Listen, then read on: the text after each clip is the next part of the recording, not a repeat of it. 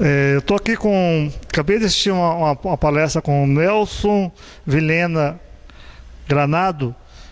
E eu não gostaria de fazer muitas perguntas. Gostaria que o senhor falasse um pouquinho do que o senhor falou ali, que foi, para mim, foi impactante.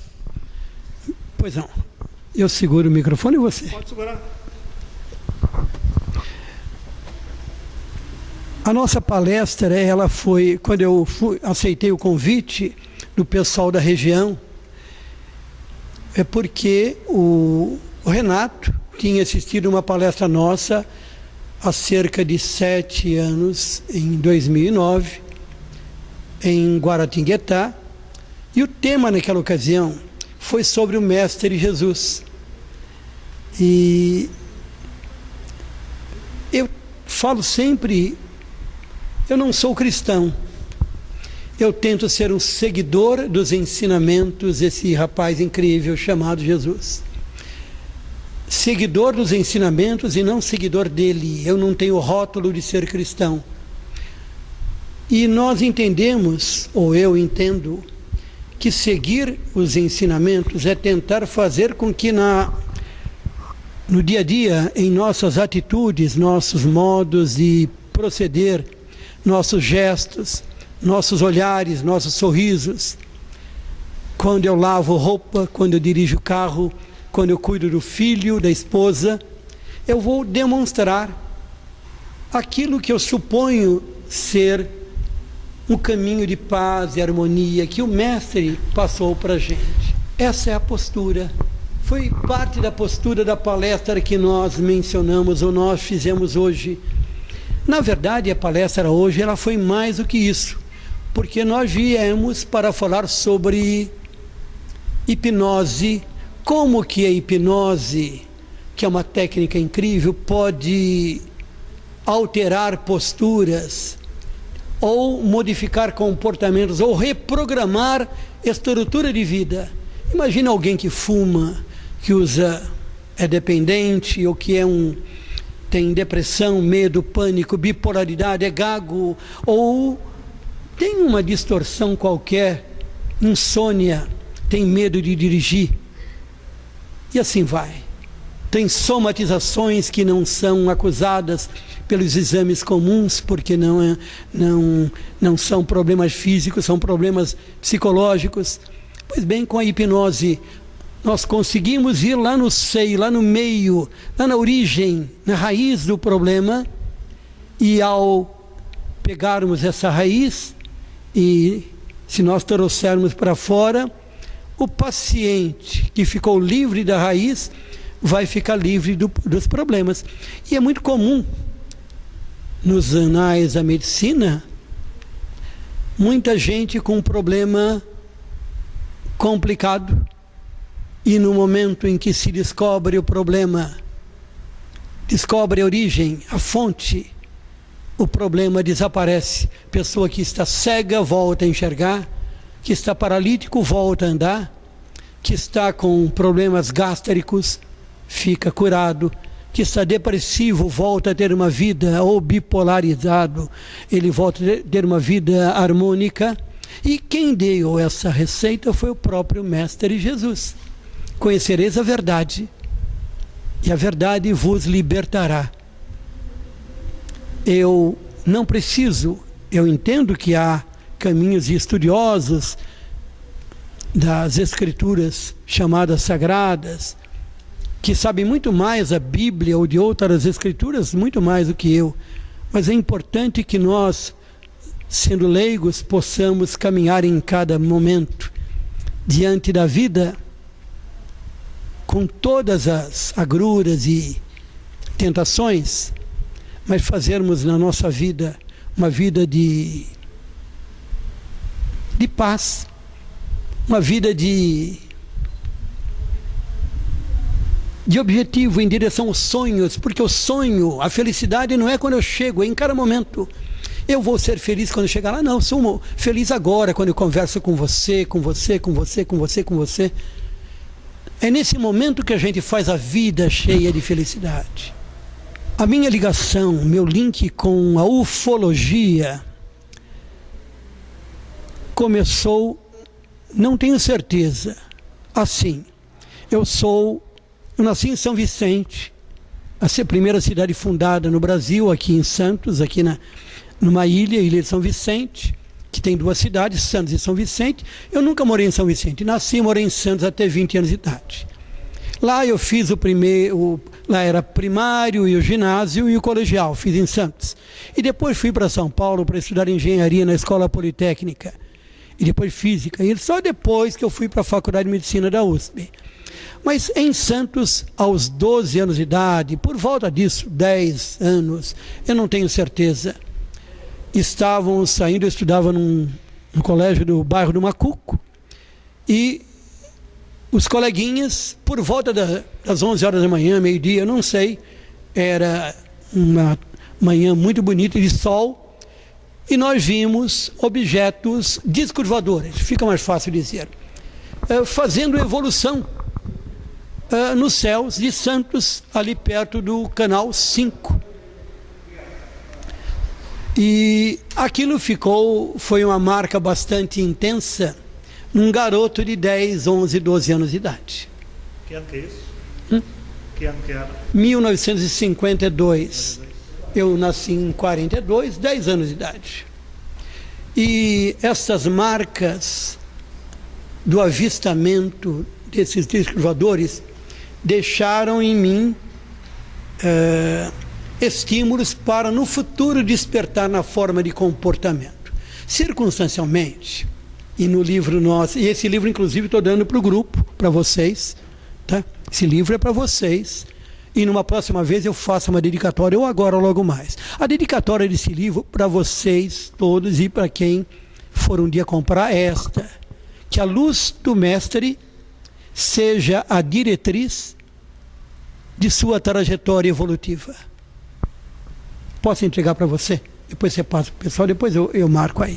Pois bem, circunstancialmente, e aí no livro, na orelha dele é dito isto, minha mãe era protestante, não havia termo evangélico como tem hoje, era protestante da Igreja Batista, e meu pai espírita, e nunca foi um centro, era estudioso, ele era militar do Exército Brasileiro, mas nos passou uma postura de elegância espiritual diante da vida.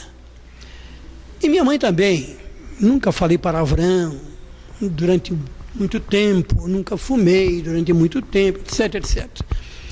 E quando vimos os discos voadores em 52, mas meu pai falava alguma coisa de espiritismo, e no futuro, quando eu já estava no final, já tinha ido de uma faculdade para outra, na década de 68, 69, um conhecido meu, que trabalhava num banco chamado Banespa, que não existe mais em função de circunstâncias, ele esteve na região de Brasília, naquela época, e conheceu o general Moacir Uchoa, Alfredo Moacir Uchoa, homem que fazia experiências na fazenda, na região de Alexânia, numa fazenda chamada Olhos d'Água. Eu estive lá, inclusive, eu conheci o general Moacir Uchoa, e quando o Dagoberto trouxe as informações do Uchoa e dos contatos que o general Uchoa tinha,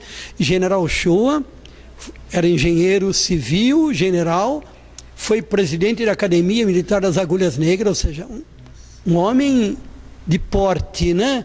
Pois bem, e ele falava de um modo singelo, nobre e elegante sobre os espaciais, os ETs, que vinham nos ajudar e estavam aqui naquela ocasião. Nos foi dito isso de uma forma enfática, porque o homem fazia muita experiência com armas atômicas e eles estavam preocupados com os destinos do planeta Terra, e um dia nós podemos falar sobre o tamanho da Terra quando comparado ao cosmos, um dia. Pois bem, procuramos o show depois no futuro, e até que numa certa ocasião, em 1979,